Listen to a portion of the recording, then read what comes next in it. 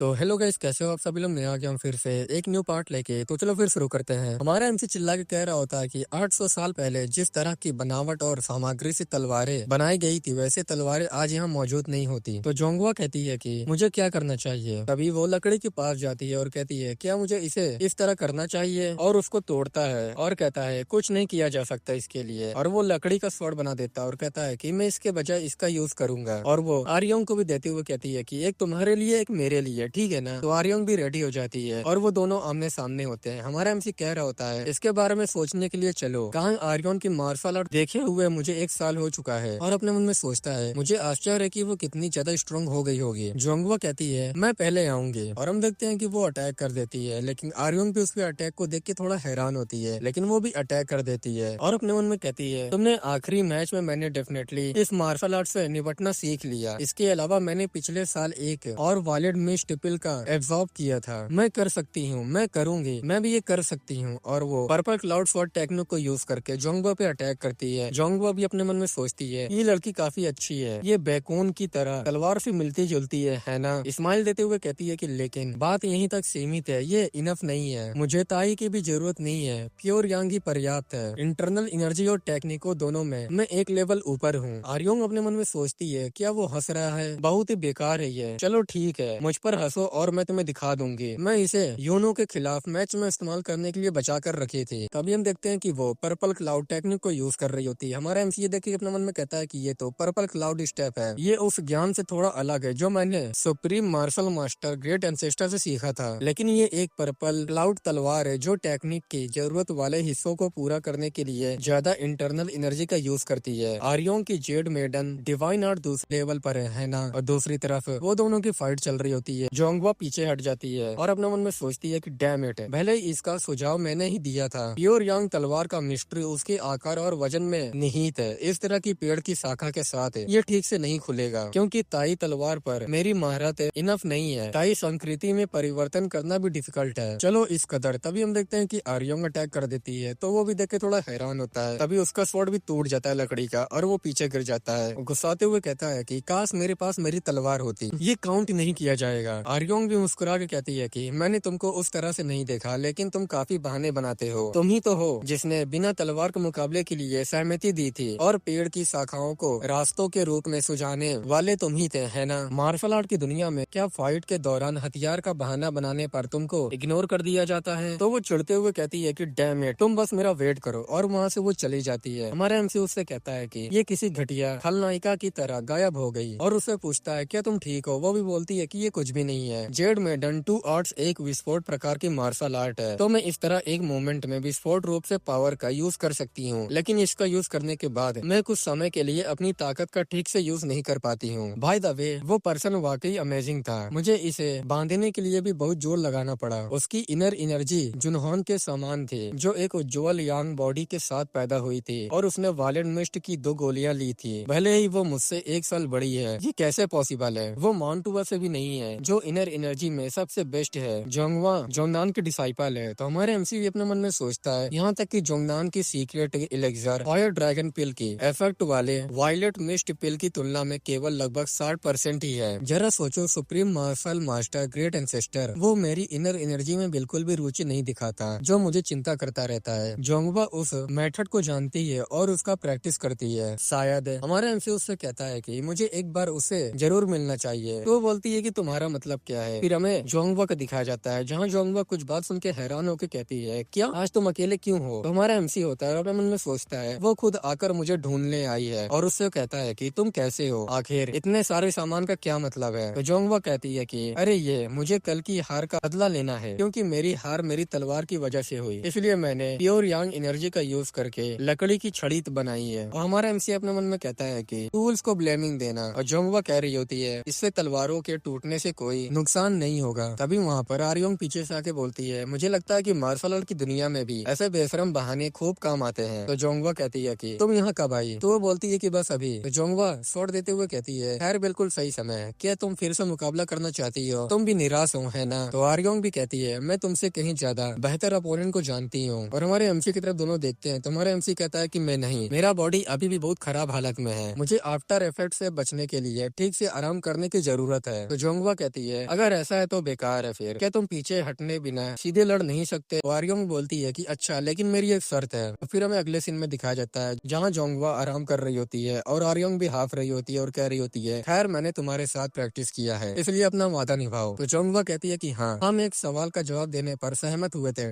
ठीक है, मैंने वादा किया था, लेकिन सेट के मिस्ट्री या ऐसे क्वेश्चन जिनका आंसर देने से कोई भी स्पष्ट रूप से इनकार कर देगा, बेकार है ये। तो आर्योंग कहती है कि तब, और हमारा एमसी अपने मन में सोचता है कि वो सवाल मैं भी यही पूछने वाला था। आर्योंग कहती है ये तुम्हारी इनर एनर्जी के बारे में है, तुमने इतनी इनर एनर्जी कैसे प्राप्त की? तो वो बताता है इस बारे में इधर उधर बकवास मत करो, चलो मैं तुम्हें दिखाता हूँ, ये एक इलेक्जर है। तो हमारा एमसी कहता है रुको, अगर ये जोंगनान सेक्ट का इलेक्जर है तो क्या ये फायर ड्रैगन की गोली नहीं है? उस दक्षता के साथ इतनी इनर एनर्जी प्राप्त करना मुश्किल होगी, क्या वो इसे बेहतर बनाने में सफल हुए या उन्होंने एक नया इलेक्जर डेवलप किया? तो जोंगवा कहती है कि ऐसा नहीं है, सच में ये सुप्रीम प्योरिटी पिल है वुडान से। तो ये बातें सुन के आर्योंग सामने आके बोलती है अरे क्या ये ब्लैक मार्केट से हो सकता है? तो हमारा एमसी कहता है क्या तुम इसके बारे में जानती हो? तो वो बताती है कि ऑफ कोर्स कुछ साल पहले फादर ने इसे खरीदने की कोशिश की थी, लेकिन बहुत महंगा होने के कारण उन्होंने कोशिश करना छोड़ दी। फाइनली जोंगवा को ही जीत मिली। ठीक है, इसी वजह से मेन सेक्ट को भी काफी संघर्ष करना पड़ा। तो जोंगवा भी कहती है 5 साल के बजट को इसमें लगाने का मतलब था कि कुछ समय के लिए में हमारे खाने पीने की चीजें कम पड़ गई। तो हमारा एमसी अपने मन में सोचता है अगर ये कोई इलेक्जर है तो इससे मुझे भी कोई फायदा नहीं होगा। और जोंगवा कह रही होती है लेकिन इतनी इनर एनर्जी होने का क्या फायदा, मुझे अपनी तलवारबाजी पर पूरा भरोसा था, लेकिन इस तरह मुश्किल से जीतना बेकार था, एक जीत का हार। आर्योंग कहती है कि एक जीत एक हार, इसे सुलझाने के लिए हमें एक बार फिर मुकाबला करना होगा। तो जोंगवा कहती है मुझे वैसे भी कम से कम एक और महीना यहीं रहना है, इसलिए मुझे इसमें कोई प्रॉब्लम नहीं है। लेकिन हमारे एमसी की तरफ पॉइंट करते हुए कहता है कि बेकॉन तुम भी इसमें शामिल हो जाओ, बॉडी के ठीक होने के बाद इसमें क्या खराब है, मुझे अपने जैसे अपोनेंट और कहाँ मिल सकते हैं? तो हमारा एमसी अपने मन में सोचता है और वो आर्योंग दिलचस्प अपोनेंट है, प्रॉब्लम ये है कि ताई स्वॉर्ड वाली लकड़ी की तलवार बार बार टूट जाती है। हमारा एमसी उससे कहता है कि तो आज मैं अच्छे से आराम करूंगा, तो कैसा रहेगा अगर हम कल इसी समय बारी बारी से प्रैक्टिस करना शुरू करें? तो जोंगवा खुश होते हुए कहती है ये तो बहुत अच्छा लगता है, मुझे कल और लकड़ी की तलवारें बनानी होंगी। बहुत बढ़िया, कल मिलते हैं। तो हमारा एमसी कहता है कि तुम अभी जा रही हो? तो वो जाते हुए कहता है कि मुझे करना ही होगा, वैसे भी आज के लिए हमारी प्रैक्टिस खत्म हो गई है, चलो ठीक है बाय। और आर्योंग भी जाते हुए कहती है अरे बाप रे, क्या इतनी देर हो गई है? तो ठीक है, मैं भी जाती हूँ, हम लोग कल मिलते हैं। तो वो दोनों चले जाते हैं। और हमारा एमसी भी कहता है कि एक इलेक्जर, इसके अलावा कांग आर्योन ने कहा कि उनके फादर गैंग जिन ने सुप्रीम प्योरिटी की गोली खरीदने की कोशिश की थी, वो पर्सन पर्पस रिसर्च के लिए होगा शायद। जब मैं सॉलिड फाउंडेशन पिल के बारे में उनसे मिला तो उनका रवैया मेरे प्रति काफी अच्छा था, लेकिन अगर वो पर्सन किसी न्यू मेडिसिन को डेवलप कर रहा हो, अगर ऐसा नहीं भी है तो भी एक्सपर्ट की मदद इम्पोर्टेंट है। मुझे कोई जरूरी काम नहीं है, इसलिए मुझे अब जाना चाहिए। रेड प्लम हॉल, फिर हमें रेड प्लम हॉल का सीन दिखाया जाता है जहाँ हमारा एमसी आता है। तो आर्योंग का फादर कहता है कि ये तो तुम हो, और एकदम हैरान होकर कहता है कि क्या तुम ही हो ये? तो हमारा एमसी उसके पास आता है और अपने मन में सोचता है क्या 10 महीने हुए हैं या 10 साल, खैर मुझ में काफी बदलाव आ गया है। और हमारा एमसी ग्रेट करते हुए कहता है इसे बीते हुए एक अरसा हो गया है। तो आर्योंग का फादर हमारे एमसी को चेक करते हुए कहता है कि मुझे देखने दो, क्या तुमको बढ़ते हुए दर्द का एक्सपीरियंस हुआ था? क्या ऐसा हो सकता है कि सॉलिड फाउंडेशन पिल लिगामेंट और मांसपेशियों विकास में भी मदद करती हो, या फिर ये आर्योंग स्पिरिट फ्लूइड और गोल्डन बोन पिल की वजह से हो? मैं कुछ ज्यादा ही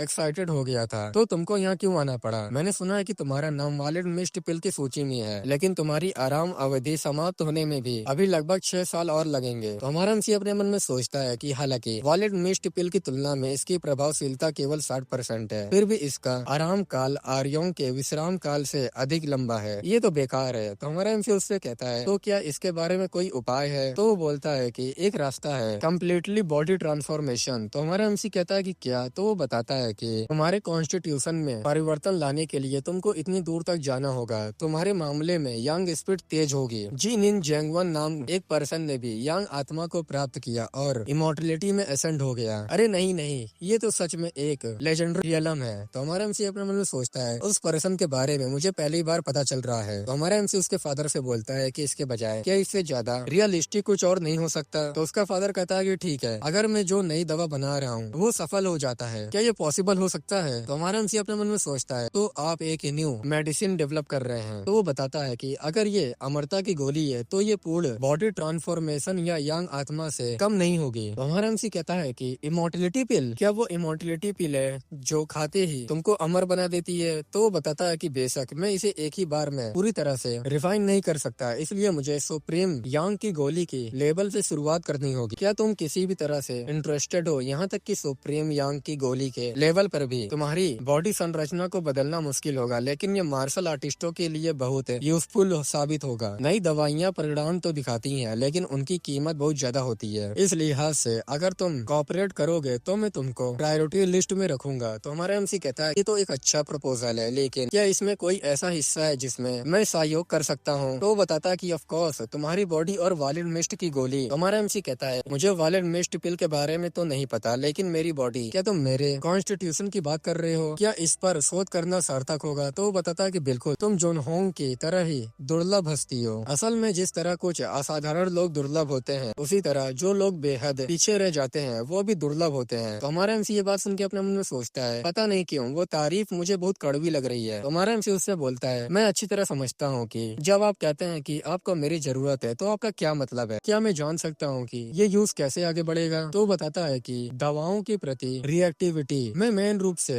एलेक्सर इंग्रेडिएंट के साथ यूज करूंगा। इसके बजाय तुमको हर दिन रेड प्लम हॉल आना होगा और पहाड़ से नीचे उतरते समय एक जनरल रिपोर्ट लिखनी होगी। इसका डाउन साइड ये है कि इसके साइड इफेक्ट होने की संभावना है और अलग दवाओं के सेवन से तुम्हारी इनर एनर्जी भी अनबैलेंस हो सकती है या फिर दवा का रेस्ट पीरियड बढ़ सकता है। तो हमारे एमसी कहता है अदर लोगों के अवश्य इनकार कर दिया होगा। उसका फादर बोलता है कि मैंने उन्मू के जुनहान को शोध का प्रस्ताव रखा, लेकिन इसे रिफ्यूज कर दिया गया। अगर मैंने उसे तुम्हारे हाथों हारने के तुरंत बाद मना लिया होता तो बात बन जाती। तो हमारा एमसी अपने मन में सोचता है मुझे लगा था कि वो एक अच्छा पर्सन हो सकता है, इतनी सहजता से ऐसी बातें कहना। फिर भी मेरी सिचुएशन के लिए इससे बेहतर प्रपोजल कोई नहीं है। जुनहोन के विपरीत मेरे पास खोने के लिए ज्यादा कुछ नहीं है और ये ऑफर कुछ ज्यादा ही उदार प्रतीत होता है। हमारे एमसी से उसका फादर बोलता है अगर तुमको चिंता है तो ब्रदर चैन के पास जाओ, तुमको अपने मास्टर से पूछना चाहिए और फिर डिसीजन लेना चाहिए। तो हमारा एमसी कहता है कि इस मामले में मैं डिसीजन लेने के बाद वापस आऊंगा और अपने मन में सोचता है इंटरनल एनर्जी बढ़ाने का एक अच्छा अपॉर्चुनिटी है, मैं मास्टर से जरूर पूछूंगा और फिर आगे की कार्रवाई करूंगा। अगले सीन में हमारा एमसी अपने मास्टर के पास जाता है और बताता है कि एक न्यू मेडिसिन डेवलप किया जा रहा है। तो मास्टर बोलता है कि किसी भी प्रकार की बुरी इंटेंशन नहीं होनी चाहिए, ये निजी मामला है, इसीलिए मैं तुमको विस्तार से नहीं बता सकता, लेकिन वो एक ऐसी विचारधारा में विश्वास करता है जो धीरे धीरे लुप्त हो चुकी है, मेरा सामान। तो हमारा एमसी अपने मन में कहता है कि ये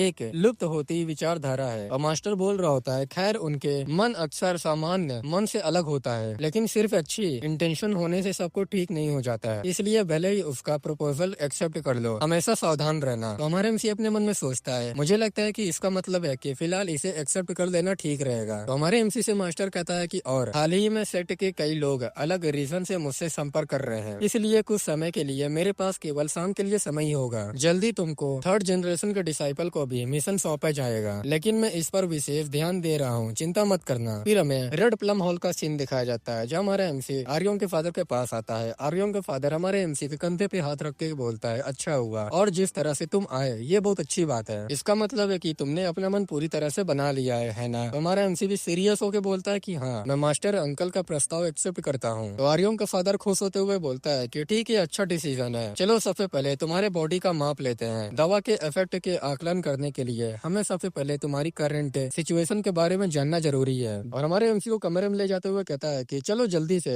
तुम्हारा टेस्ट करते हैं। फिर वो लोग बाहर भी आ जाते हैं, हमारे एमसी का मुंह बना रहता है। आर्यों का फादर बोलता है कि मुझे जितनी उम्मीद थी उससे कहीं ज्यादा इंटरेस्टिंग रिजल्ट मिले। तो हमारे एमसी अपने मन में सोचता है कि 2 ही सेकंड लगे। और आर्यों का फादर बोलता है कि तुम फिलहाल सॉलिड फाउंडेशन पिल और गोल्डन बॉन पिल ले रहे हो है ना, साथ ही आयरन स्पीड फ्लूइड और घाव की त्वचा के लिए फ्लूइड भी लगाओ। हमारा एमसी बोलता है कि हाँ। हमारे एमसी को कुछ देते हुए कहता है कि ये ले लो। तो हमारा एमसी कहता है कि ये क्या है? तो बताता है ये एक उपवास की गोली है जिसे मैंने विशेष रूप से अमृत के सिद्धांत के आधार पर तैयार किया है। अब से इसके अलावा पानी के अलावा कुछ भी खाने की कंज्यूम ना करना। तो हमारा एमसी अपने मन में कहता है कि कुछ नहीं, और उससे बोलता है कि कितनी देर के लिए? तो बोलता है कि खैर ये इस बात पर निर्भर करता है कि तुम किस लेवल की उपलब्धि हासिल करना चाहते हो। मुझे अब ये भी बता देना चाहिए कि इससे सिर्फ बॉडी के लिए अच्छा चीज नहीं है, उसमें काफी मात्रा में जहर भी डाला गया है। ये बात सुन के हमारा एमसी डरने लगता है और वो बताता है कि पॉइजन एलेक्सर हो सकता है, ठीक वैसे ही जैसे पॉइजन का विपरीत मेडिसिन है। ये मिश्रण बॉडी को प्योर करता है और वास्तविक एनर्जी के संचय की गति को बढ़ाता है, लेकिन ये संभावित रूप से तुम्हारे लाइफ को ही धीरे धीरे कम कर देता है। ये एक ऐसा एलेक्सर है जो माउंट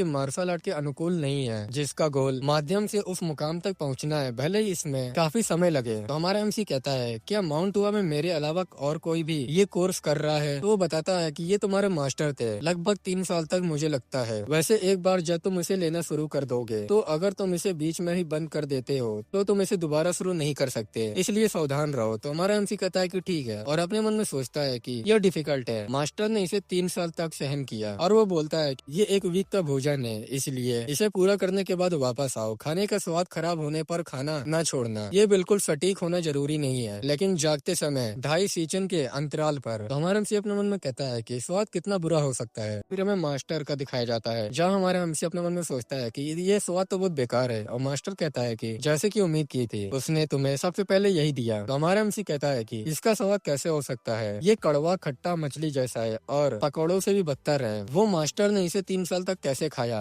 और मास्टर बोलता है कि ये सच में भयानक था, लेकिन इसका प्रभाव अच्छा है। अगर दुर्घटना में वो मुझसे खो ना गया होता तो मैं कभी हार ना मानता। तो हमारा एमसी अपने मुंह पे हाथ रखते हुए कहता है अपने मन में कि ये स्वाद किसी समझने योग्य प्रभाव के लिए है। फिर हमें ड्रीम विजन का दिखाया जाता है, जॉन मोंग हंसते हुए कहता है कि तुम लकी हो। वो लड़का वो एक अल्केमिस्ट है जिसने दाऊदी के मिस्ट्री को विरासत में प्राप्त किया है। तो हमारा एमसी कहता है कि चाहे जो भी हो, ये तुम्हारे लिए ऐसा कहना बहुत अच्छी दवा है। तो मोंग कहता है कि ये एक फेथफुल इनकाउंटर है, चलो तुम देखो। बहुत समय पहले जब एनर्जी के वास्तविक यूज के बारे में जानकारी भी नहीं थी, दाऊदी की मेन धारा इलेक्जर थी, इंटरनल इलेक्जर नहीं। और वो गांजिंग नाम का पर्सन एक अल्केमिस्ट प्रतीत होता है जिसने एक्सटर्नल इलेक्जर के एसेंस को सही से ढंग से विरासत में प्राप्त किया है। तुमने जो फास्टिंग पिल खाई है वो ऐसी दवा है जिसे अमर बनने के लिए बनाया गया था। हालांकि इसमें 200 साल लगते हैं, इसलिए जीवन काल संबंधित प्रॉब्लम के कारण अमर होने की संभावना केवल एक ही सिद्धांत बनकर रह गई। हालांकि इस वजह से बाहरी इलेक्जर का प्रभाव अंत में कम हो गया, लेकिन इसकी इफेक्ट बहुत अच्छी है। तो हमारा एमसी कहता है कि अच्छा ऐसा है, वैसे इतनी डिटेल एक्सप्लेनेशन की क्या जरूरत है? तो वो बोलता है कि क्योंकि मुझे लगा कि इसका यूज करना योग्यता के लिहाज से उचित है और ये पर्याप्त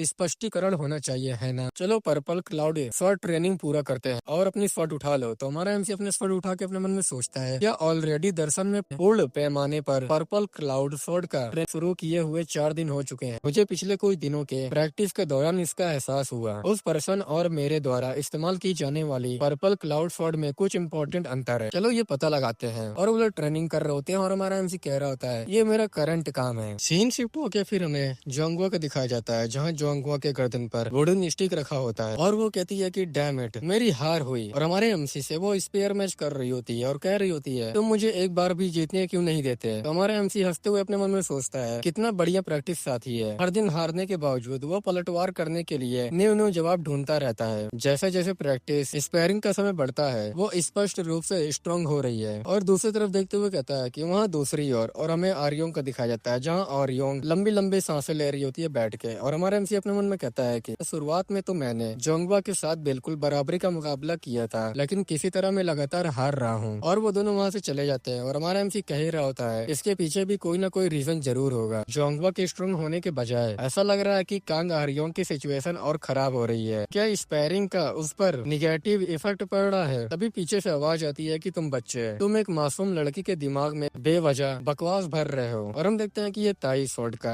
एंसेस्टर होता है। हमारा एमसी उसको देख के अपने मन में कहता है कि बिल्कुल भी प्रेजेंस नहीं। उससे पूछता है कि तुम कौन हो? तभी हमारा एमसी उसके हाथ में कुछ देख के हैरान होता है और उससे थोड़ा पीछे हो जाता है और अपने मन में कहता है कि क्या अभी अभी हुई वो हलचल? उसने सिर्फ अपनी छड़ी उठाई, फिर भी ऐसा लग रहा है जैसे अनंत काल बीत रहा हो। हमारे एमसी से हंसते हुए एंसेस्टर बोलता है कि जागो, तुम्हें ये महसूस हुआ, लेकिन सिर्फ 5 कदम दूर। तुम्हारा कॉन्फिडेंस सच में बहुत ज्यादा है। ये कॉन्फिडेंस है, मुझे इसका डायरेक्ट टेस्ट लेना होगा। अगले सीन में हमारे एमसी पे सीधे अटैक कर देता है और हमारा एमसी भी डॉज करके अटैक कर देता है। ग्रेट एंसेस्टर कहता है हंसते हुए सच में, यहाँ तक कि उस अपोनेंट के खिलाफ भी जिसका तुम प्रतिरोध नहीं कर सकते, तुम पहले अपनी तलवार से वार करते हो, ये बहुत अच्छा है। और अपने मन में कहता है कि हालांकि ऐसी लचीली गतिविधि जो जोगदान से नहीं आ सकती, ये तो सच में एक्सेलेंट यूटिलाइजेशन है। तब और हमारे एमसी पे अटैक करता है। हमारा एमसी देखता है हमारे एमसी के हाथ पे ही लगने वाला होता है, तो हमारा एमसी पीछे हट जाता है और अपने मन में सोचता है मेरी तलवार लगभग हाथ से छूटी गई थी और अभी ऐसा लगा जैसी छड़ी और वो एल्डर एक बॉडी बन गए हो। ये सच में फ्लॉलेस है और इनफाइनाइट है। नहीं, ऐसा हो ही नहीं सकता। अपोनेंट सच में एक इंसान है, जिसका मतलब है कि ये अनंत नहीं बल्कि एक लिमिटेड नंबर है। मैं सिस्टमेटिकली संभावनाओं को कम और लिमिट कर दूंगा। इससे आगे बढ़ना सार्थक हो जाता है। फिर हम देखते हैं कि ग्रेट एंसेस्टर थोड़ा पास्ट में जाता है और सोच रहा होता है। चोंगमू एंसेस्टर कह रहा होता है कि ये तो बहुत अच्छा है, पर्पल क्लाउड स्वॉर्ड का विकास अच्छा है, क्या ये इनर एनर्जी की कमी की भरपाई करने के लिए संघर्ष कर रहा है? ये तो सच में एक्सीलेंट एटीट्यूड है। और एंसेस्टर अपने मन में सोचता है टाई स्वॉर्ड का, क्योंकि हम तलवार के साथ अलग अलग दर्शनों को फॉलो करते हैं, इसलिए हमारे दृष्टिकोण अलग होते हैं। उसे उस तलवार का मतलब बिल्कुल भी समझ नहीं आता। खैर शायद इस सेंट्रल प्लेन इलाके में सिर्फ 3 ही लोग ये बात जानते होंगे, लेकिन इतने जीनियस होने के बावजूद क्या इस तरह छलांग लगाने की कोई वजह है? एक ज्यादा स्थिर पथ होना चाहिए। और वो चोंगमू एंसेस्टर से कहता है कि कैसा रहेगा अगर हम लोग एक डील करते हैं। और फिर सीन प्रेजेंट में आता है और अपने मन में सोचता है, ये सोचकर हैरानी होती है कि मैंने जिसने अपना पूरा लाइफ माउंट हुआ के पार करने की कोशिश में बिताया, यह इम्पोर्टेंट मोमेंट में माउंट हुआ की मदद करेगा, बिल्कुल अलग एकदम। लेकिन एक बच्चा जो मेरे सामान्य तलवार के सिद्धांत को फॉलो कर रहा है, मेरे सामने ऐसे जीनियस के साथ प्रकट हुए तलवार चलाने वाले रूप में, कैसे क्या मैं इसे ऐसे ही जाने दे सकता हूँ? और दूसरी तरफ हमारा एमसी दम हाफ रहा होता है और अपने मन में कहता है कि इससे अपने पूरे बॉडी पर गुदवा लो, भले ही तुमको इस समय ये बात समझ में ना आए। इस समय मुझ में कहाँ कमी आ रही है? ठीक है, ये कल्पना और समझ, क्योंकि ये मेरी कल्पना से परे की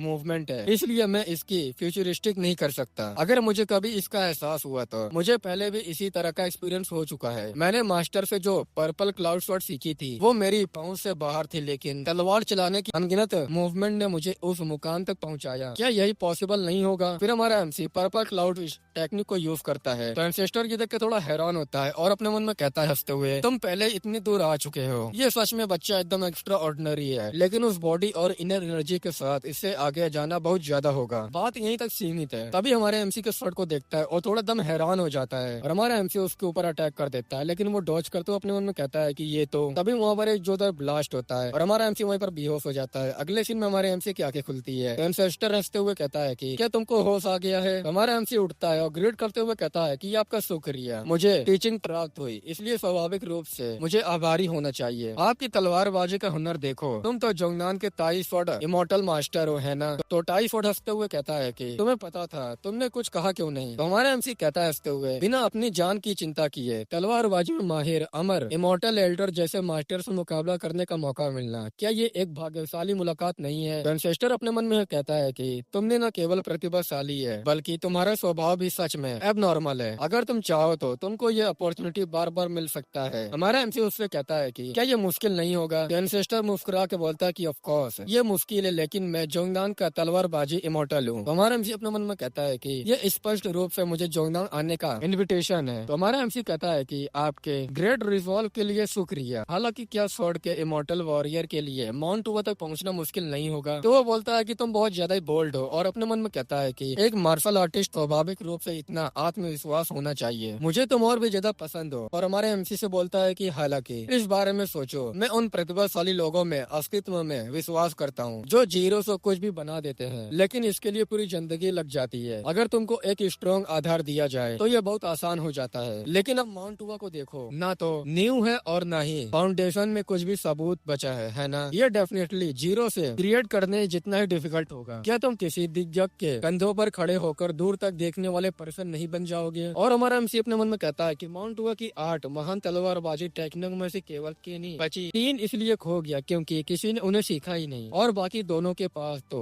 पूरी सीक्रेट मैनुअल भी नहीं है। हमारा एमसी से कहता है कि लेकिन अभी भी फिर स्वॉर्ड इमॉर्टल, अगर आपको भी ये प्रस्ताव मिला होता तो आप क्या रास्ता चुनते? तो स्वॉर्ड इमॉर्टल ये बात सुनकर थोड़ा हैरान होता है। तो हमारा एमसी कहता है क्या आपको खुद जेंट बनने का पछतावा है? तो स्वॉर्ड इमॉर्टल कहता है कि ठीक है, मैं समझ गया, मैं तुमको और ज्यादा परेशान नहीं करूंगा। अभी वो अपनी छड़ी को नीचे रखता है और उस पर बैठ जाता है। ये देख के हमारा एमपी थोड़ा हैरान होता है और अपने मन में कहता है कि स्वॉर्ड फ्लाइट टेक्निक, जब पहले तलवार चली को मुझे कैसा महसूस हुआ, ये एहसास की पता ही नहीं चल पाया। टोटल तलवार ही छड़ी थी, मूल रूप से उससे कोई अलग नहीं है। मैं समझ गई, ये फाइनल टीचिंग है। और वो वहाँ से चला जाता है। तो हमारा एमपी वो करते हुए कहता है कि इस लेसन के लिए शुक्रिया। तो गाइस ये एपिसोड यही खत्म होता है। आई होप आप लोग को वीडियो अच्छी लगी होगी। तो वीडियो को लाइक कर देना, चैनल को सब्सक्राइब कर देना और कमेंट कर देना तुम लोग को वीडियो कैसे लगी। हम लोग मिलेंगे नेक्स्ट एपिसोड में, तब तक के लिए बाय बाय।